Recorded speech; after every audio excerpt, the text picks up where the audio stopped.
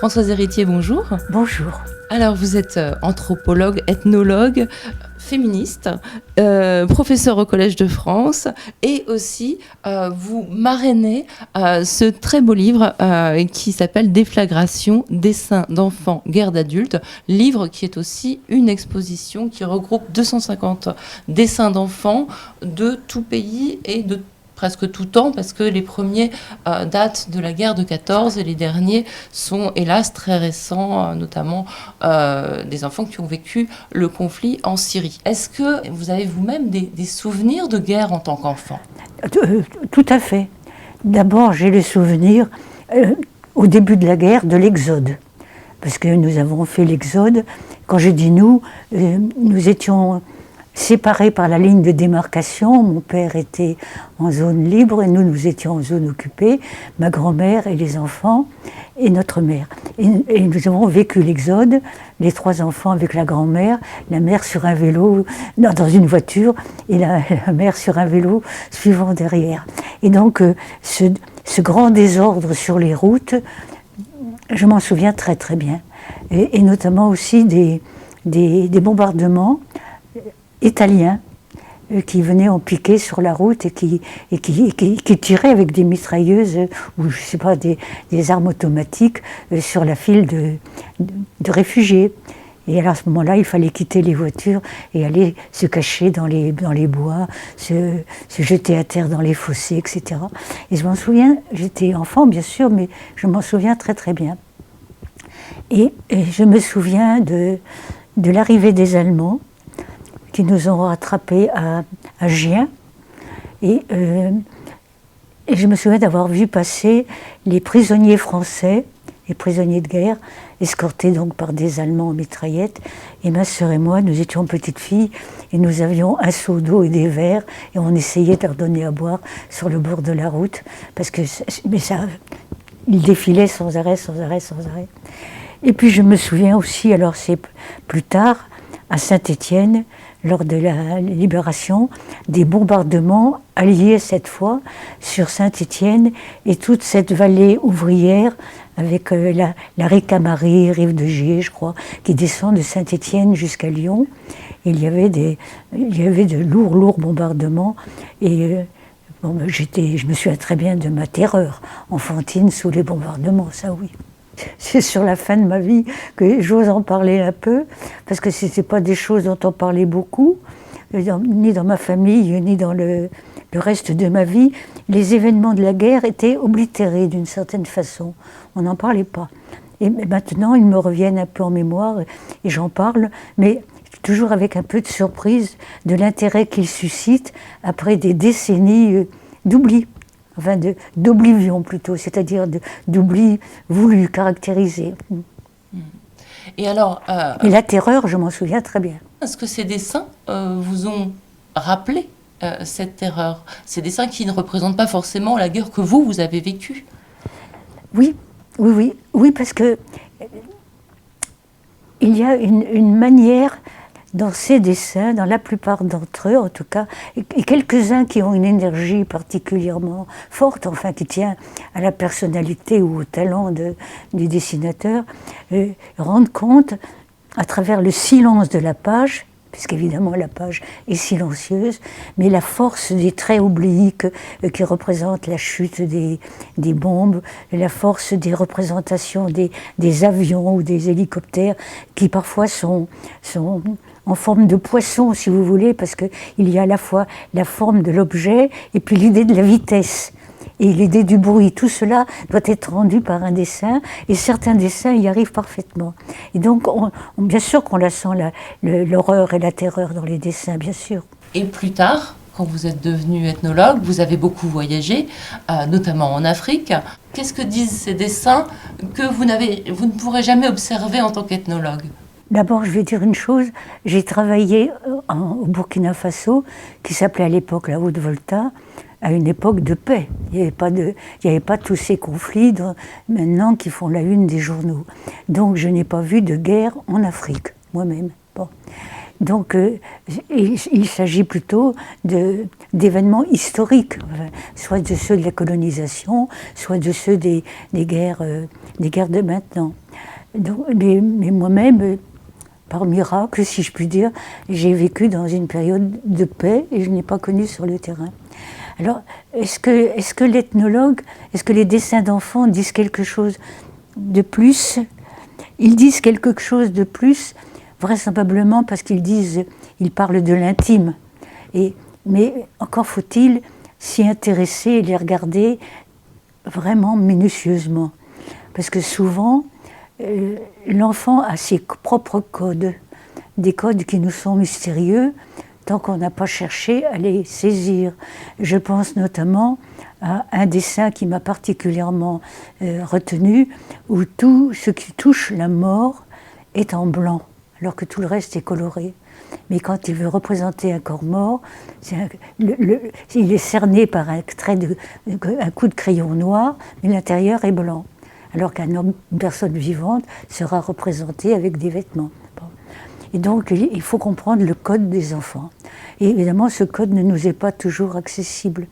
Donc, certains dessins peuvent rester impénétrables à tout jamais, mais d'autres ont une forme d'évidence, de violence d'expression qui les rend immédiatement compréhensibles.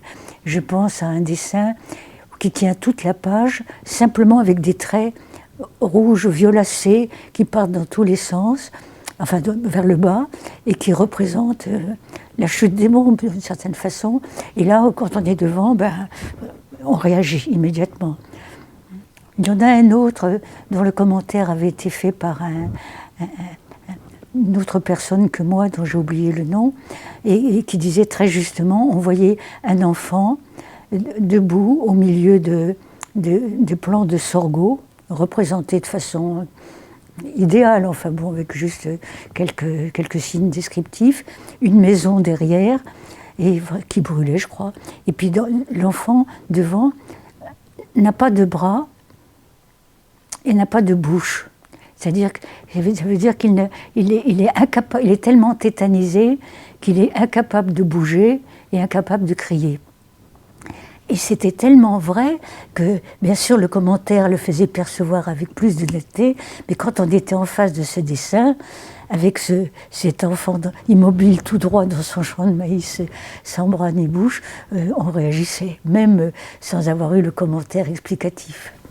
Alors, ce qui est frappant dans ces dessins, c'est qu'à la fois, il y a des choses comme ça, un petit peu abstraites, codées, oui. Mais il y a aussi des choses extrêmement descriptives, minutieuses, oui, précises. Incroyablement minutieuses. Et chose qui pourrait paraître surprenante, la minutie porte souvent sur les armes, les véhicules, les avions, les hélicoptères, qui sont représentés, et puis le porteur d'armes, le soldat, qui est généralement représenté de façon, avec son habit en léopard, enfin de parachutiste, les lourdes bottes. Bon. Mais cette minutie sur la description des armes, elle est très remarquable, avec la différenciation selon qu'il s'agit de tanks, qu'il s'agit de blindés, qu'il s'agit de véhicules, vous savez, de tanks qui ont la bande qui tourne comme ça. Et les enfants relèvent cela, le nombre de roues, le dessin des roues, c'est assez remarquable.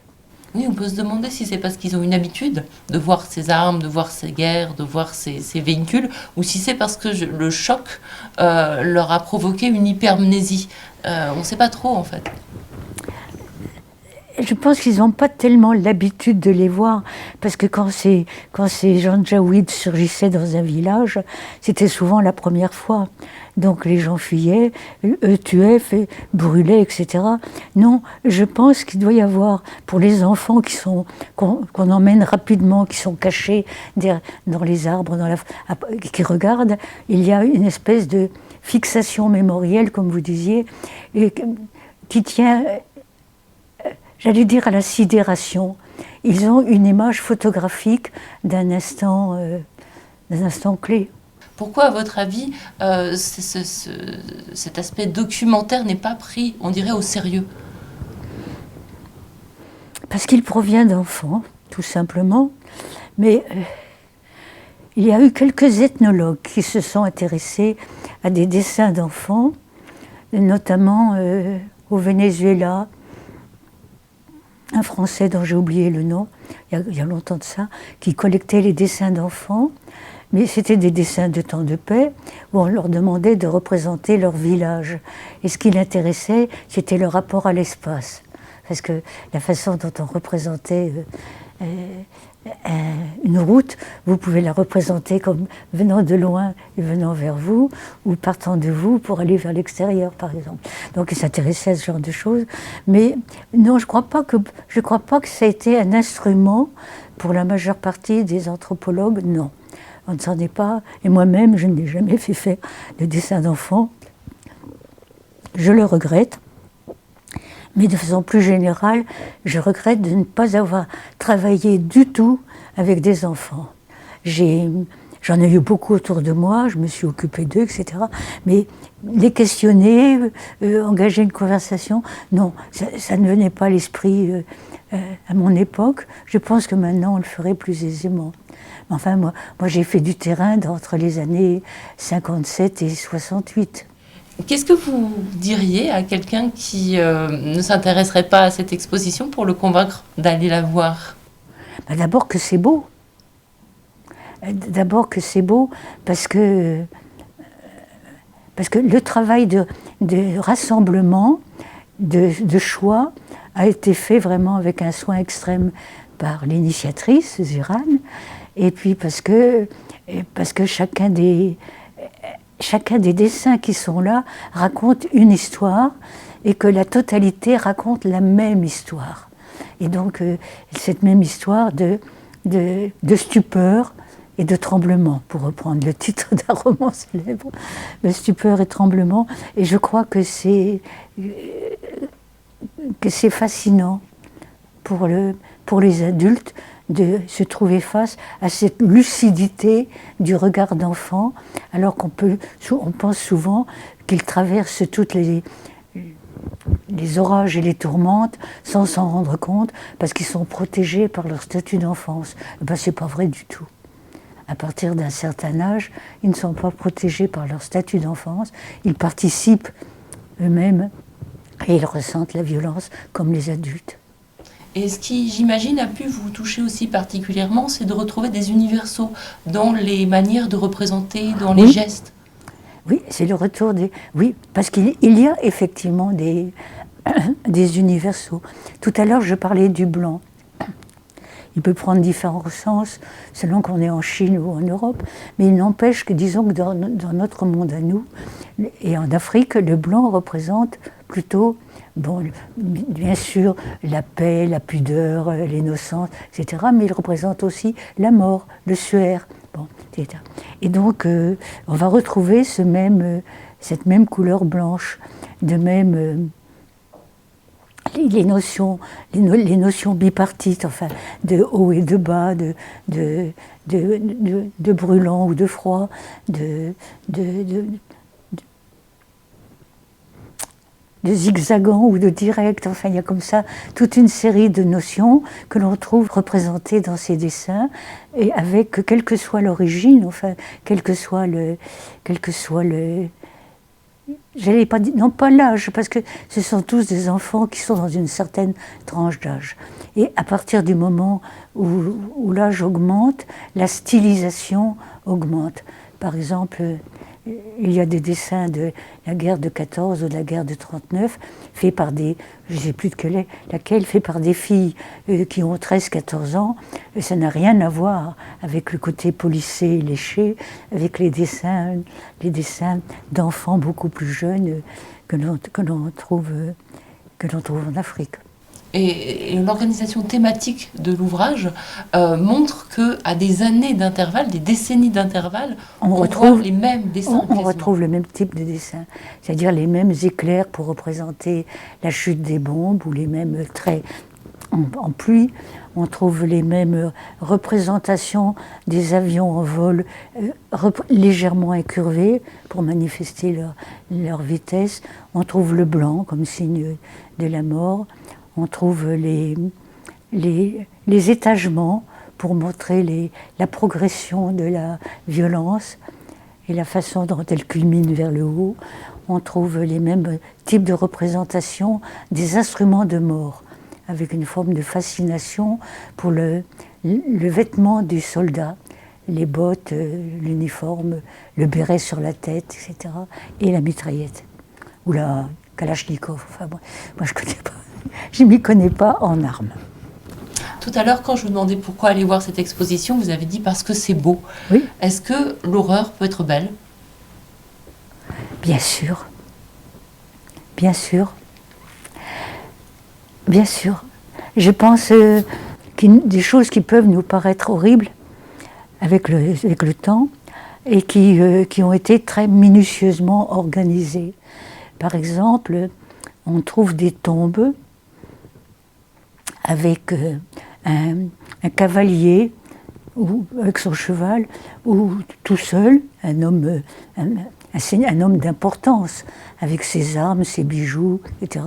Et on va trouver autour de lui des corps d'hommes ou de femmes, ses esclaves, qui ont été tués au moment de sa mort. Et la plupart du temps, je pense à une tombe en particulier, aux Nouvelles Hébrides peut-être, je ne sais plus exactement, où il y a des hommes et des femmes alternés pour entourer le cadavre du chef enterré. Les hommes sont sereins, les corps que l'on trouve maintenant sont sur le dos, sereins, ce qui veut dire qu'on les a endormis ou étranglés avant, alors que les femmes ont été enterrées vives. Et on va donc les voir se recroqueviller en se protégeant la bouche et le nez. Et c'est horrible à voir. Vous voyez ces corps de femmes pelotonnées, dont on sait qu'elles sont mortes, enterrées vives, mais cet ensemble, quand vous le voyez d'en haut, avec le corps du souverain, et puis chaque côté alterné, un corps d'homme, un corps de femme recroquevillé, un corps de femme pelotonné,